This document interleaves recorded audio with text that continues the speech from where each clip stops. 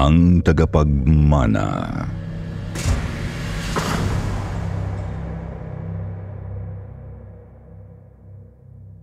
Magandang araw, Sitio Pangil. Kumusta kayo? Naaalala niyo pa ba ako? Ako nga pala ulit ito, si Chris Santo. Bata pa lang ako, mahilig na talaga ako makinig, manood o magbasa ng kahit na anong kwentong kababalaghan. Dahil dyan, marami na akong naipong kwentong katatakutan, lalo na yung tungkol sa mga nilalang ng dilim na sinasabing hayok daw sa dugo at laman ng tao o mas kilala sa tawag na aswang. Pero ang kwentong ibabahagi ko sa inyo ngayon ay hindi tungkol sa akin. Tungkol ito sa lolo ng ex-girlfriend ko, si Lolo Abraham, na sinasabing tagapagmana raw ng kanilang angkan ng mga aswang. Opo mga ka-SP, may lahing aswang daw ang girlfriend kong itago na lang natin sa pangalang Kisses. Kahit niya ako, nagulat nang ikwento niya sa akin yun nung kami pa. Pero don't get me wrong mga kapangil ha, hindi yun ang dahilan kaya kami naghiwalay. Ibang kaso yun. Kaya balik na tayo sa kwento ni Lolo. Kapitbahay ko sina Kisses simula pagkabata. Kilala ko ang halos buong pamilya niya. Kabilang na ang mga lolo at lola niyang sina Lolo Abraham at Lola Anita. Ang alam ko tubong Mindanao ang pamilya nila. Pero nang makaipon ng sapat na halaga ay bumili sila ng lupa sa lugar namin noon sa Bulacan kung saan sila nagpatayo ng bahay at nanirahan ng permanente. Normal naman po silang mga tao eh. Wala namang kahit na sinong nakapansin sa lugar namin na may itinatago pala silang sikreto tungkol sa kanilang pagkatao. Nagkwekwentuhan kasi kami ni Kisses noon pagkatapos naming manood ng isang pirated na pelikulang tungkol sa aswang doon sa bagong biling DVD player ng tatay ko.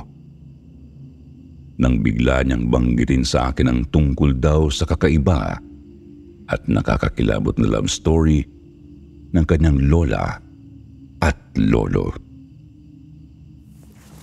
Ano ka mo?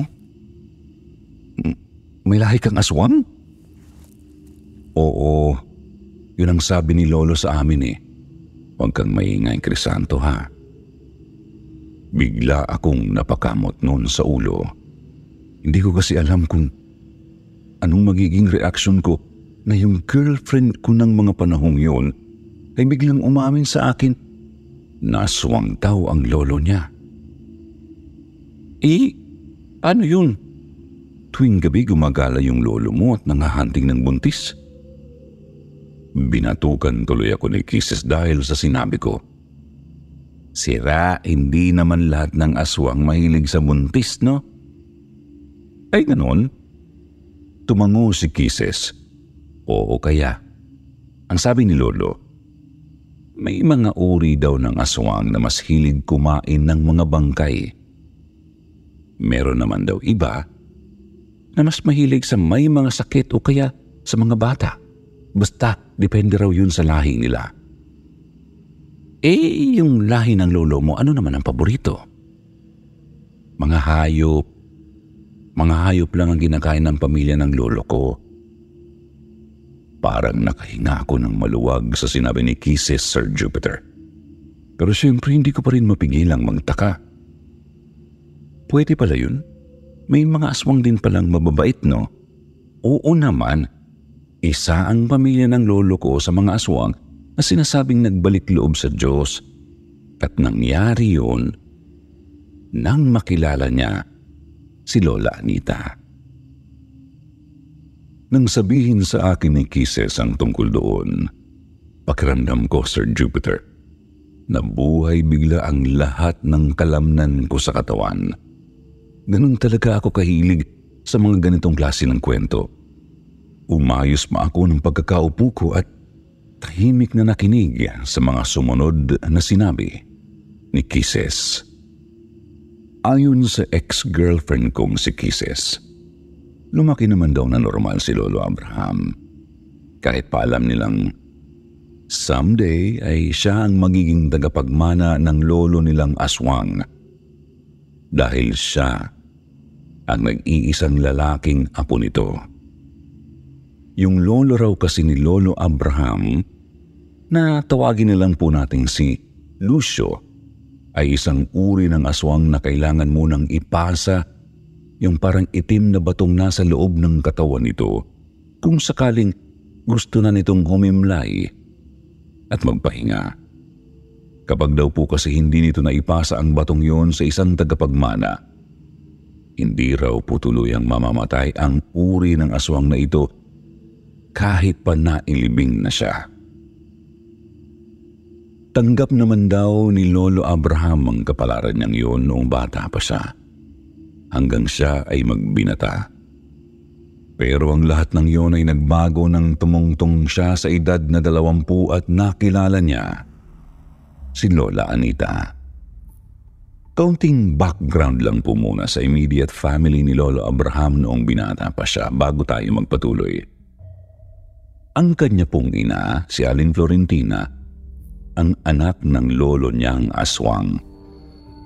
Kaya lang po ayaw daw ni Lucio na ipasa sa mga anak nito ang pagiging aswang dahil para sa kanya, mahihina raw ang mga babae. Puro kasi babae ang mga naging anak nito. At sa mga apo naman, ay si Lolo Abraham lang ang naging lalaki. Isa pa, hindi rin naman daw po gusto ni Aling Florentina na manahin niya o ng anak niya ang pagiging aswang ng tatay niyang si Lucio. Kaya nga po pasikreto nitong inilapit ang pamilya nila sa simbahan at sa Diyos. Halos linggo-linggo raw po noon ay isinasama ni Aling Florentina ang binatang Abraham sa simbahan. Kaya naman lumaking maka-Diyos si Abraham.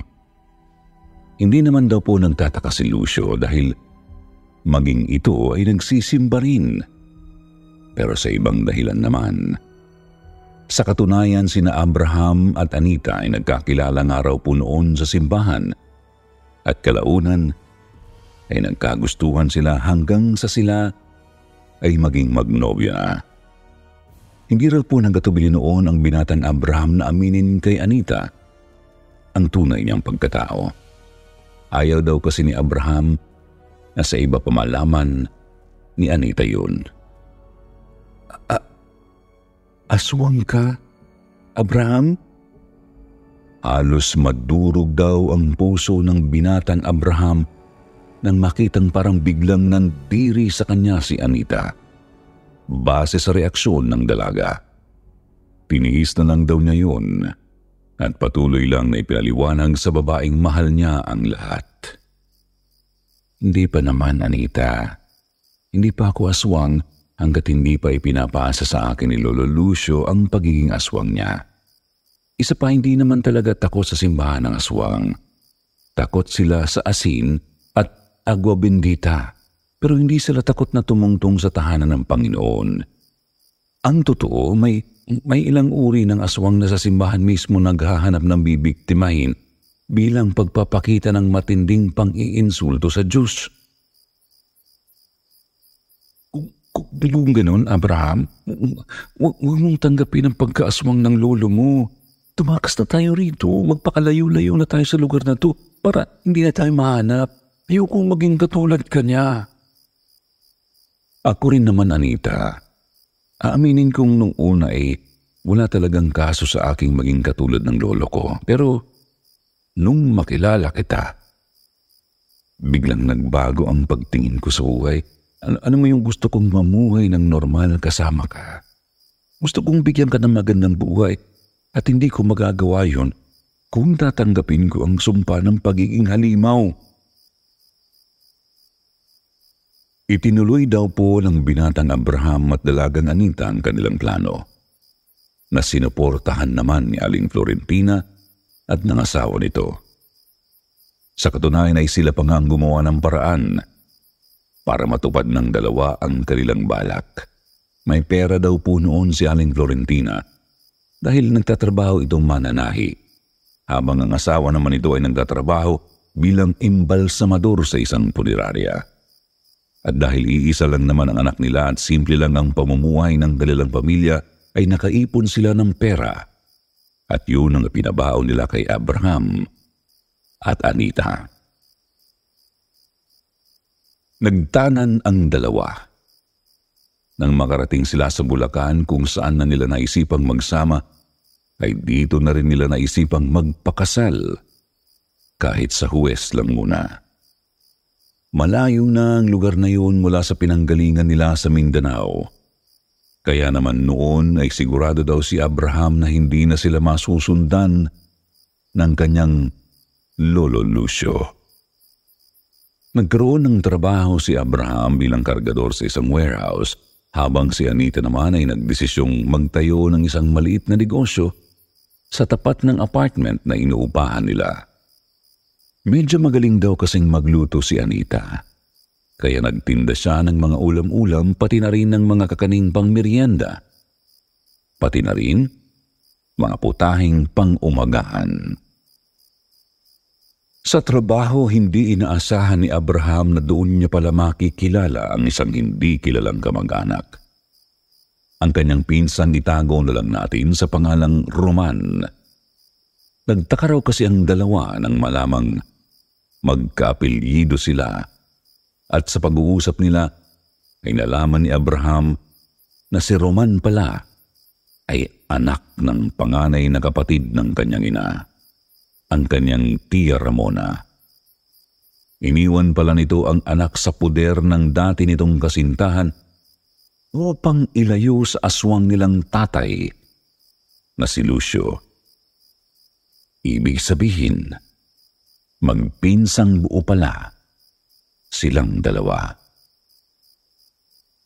Nalaman pa raw ni Abraham noon na medyo naghihirap sa buhay si Roman at natutulog lang ito sa labas ng warehouse kung saan sila nagtatrabaho. Napariwara daw pala kasi ang buhay nito, kaya ngayon ay palaboy-laboy na lang siya sa kalye. Naawa naman si Abraham sa pinsan niya, kaya kinukup nila ito ng asawa niya. Wala namang naging kaso yun kay Anita. In short, sa tulong daw po na mag-asawa ay muling nakabangon sa buhay niya si Roman, hanggang sa nakaipon na ito at kinaya ng bumukod ng sarili niyang tirahan. Halos 1 taon din namang naging tahimik ang buhay ni na Abraham at Anita. Hanggang sa isang araw daw po ay nakatanggap sila ng sulat mula kay Aling Florentina na nagsasabing wala na raw ang aswang na si Lucio. Umanaw na raw ito sa sobrang katandaan. Malaya ka na, Abraham. Wala na ang lulo mo. Pwede na siguro tayong umuwi sa probinsya. Masaya pa raw ang reaksyon ni Anita noon sa nalaman. Pero si Abraham ay bigla na lang pinagbagsakan ng mga balikat. Napailing-iling pa raw si Abraham bago niya sinabi kay Anita ang masamang balita.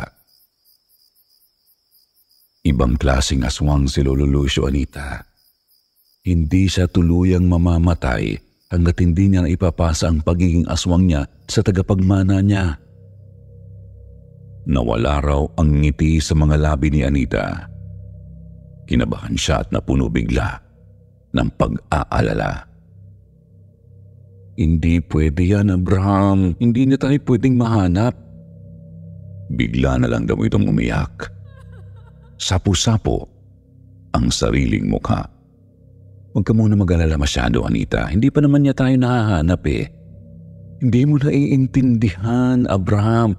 Hindi niya tayo pwedeng mahanap. Bakit ba, Anita? Ano bang problema? Alin ba yung hindi ko maiintindihan? Sasagot na raw sana si Anita nang bigla na lang siyang mapalingon sa nakabukas na bintana ng bahay nila. Biglang nanlaki ang mata niya nang makita niyang nakasampa doon ang aswang. Nakakapit ang kulubot at mabalahibo nitong kamay sa mga grills ng bintana. At nakasabit din ang mga paa nito doon. Para itong isang napakalaking unyangong kanina pa nakabitin doon habang nakatitig sa kanilang mag-asawa gamit ang nanlilisik nitong mga mata habang nakangisi. Bigla pa raw inilabas ng aswang yung dila nito na parang itinuturo yung tiyan ni Anita. Lolo! Kahit daw si Abraham, biglang nangilabot nang makita ang lolo niya. Ibang-iba na raw ang itsura nito kaysa dati. Mas nakakatakot na ito dahil kitang-kita niyang may mga parte na sa katawan ng kanyang lolo na naaagnas na dahil nga yumao na ito at magdadalawang linggo na ring nakalibing. Lolo, tigilan mo na ako. Ayokong maging katulad niyo, ayokong maging aswang. Iniharang daw ni Abraham ang sarili niya kay Anita dahil napansin niyang dito nakatitig si Lucio.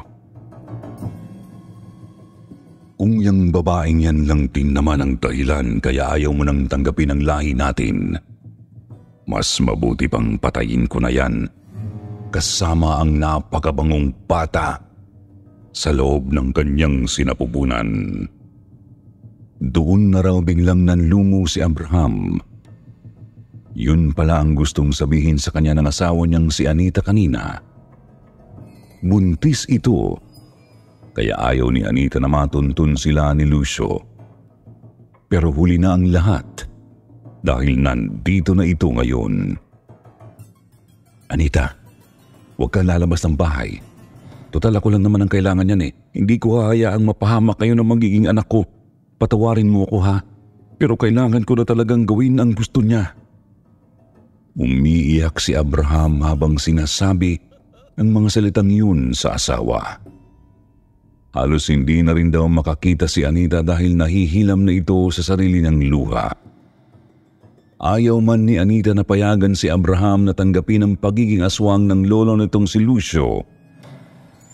Wala na siyang magagawa. Kahit naman kasi siguro sino malilito, di ba? Kung kayo ang mapunta sa sitwasyon ni Anita, mga ka-SP, sinong mas pipiliin yung ligtas? Ikaw at ang anak mo sa sinapupunan o ang asawa mong apo ng aswang? Sa huli ay pikit mata na lang daw na hinayaan ni Anita na humakbang si Abraham para lumabas ng bahay nila. Sobrang sakit daw nun para kay Anita. Base na rin sa pagkakakwento sa akin ni Kisses. Kahit nga raw si Abraham, hindi na magkamayaw sa kaiiyak noon eh. Mabuti na lang talaga may biglang dumating. Lolo? Ikaw ang lolo Lucio ko, di ba? Halos sabay-sabay daw na napalingon sina Anita, Abraham at ang aswang na si Lolo Lucio sa bagong dating na si Roman. Kapapasok lang nito sa gate ng bahay ni na Abraham nang makita niya ang aswang na ginagambala ang mag-asawa. Sino ka? Halatang nagtaka din ang aswang. Napakunot ang noo nito at tinitigang maigi si Roman. Apo mo rin ako. Anak ako ng panganay mong si Ramona, Lolo. Oo, hindi lang iisa ang apo mong lalaki kaya kung pwede, tigilan mo na yung pinsan kong si Abraham. May pamilya na yan samantalang ako. Heto, mag-isa lang naman sa buhay. Saka mas matanda ako sa kanya. Kaya kung meron mang dapat na maging tagapagmana mo, ako yun at hindi ang pinsan ko. Hindi raw nakapagsalita si Abraham nang sabihin yun ni Roman. Parang hindi daw ito nakakaramdam kahit ng katiting man lang na takot sa kanilang lolo. Gusto raw sanang tutulan ni Abraham ang ginawa nitong pagsasakripisyo pero naisip niya agad ang kanyang mag-ina. Samantala ang lolo naman daw nilang aswang bigla na lang napangisi. Parang natuwa daw ito sa nalaman. biglang-bigla na lang daw itong tumalon at dinamba si Roman. Kaya pareho silang nabuwal sa lupa. Napahiga si Roman habang ang aswang naman ay nakapatong sa ibabaw niya. Kitang-kita raw ni Abraham at Anita nang bigla na lang hawakan ng kanilang lolo ang mukha ni Roman.